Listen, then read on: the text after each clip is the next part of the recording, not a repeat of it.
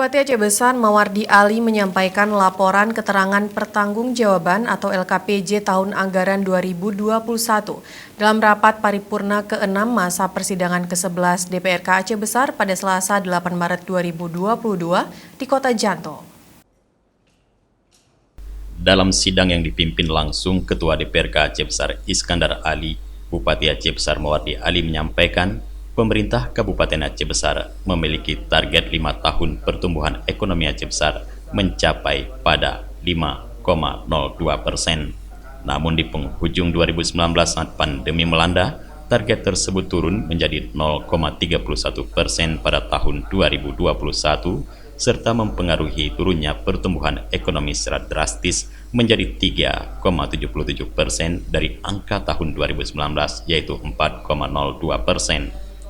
Dampak pandemi pada indikator makro lain yang belum tercapai target, yaitu angka penurunan kemiskinan.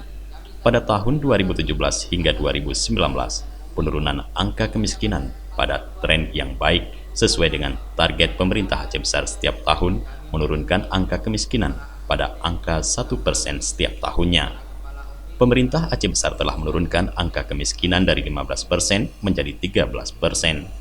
Namun sejak COVID melanda pada 2020 hingga 2021, angka kemiskinan di Aceh Besar kembali naik 1%. Dan lengkapi dua penghargaan atas kerjasama dalam upaya mendorong pelaksanaan capaian aksi HAM dan penghargaan sebagai peringkat kedua kategori pendaftaran kekayaan intelektual. Banyak penghargaan ini diberikan oleh Kemenkumham.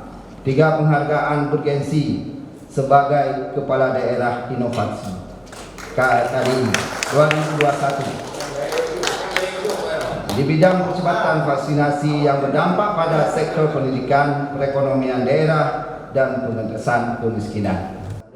Dari Janto Aceh Besar, Tim Liputan Aceh TV melaporkan.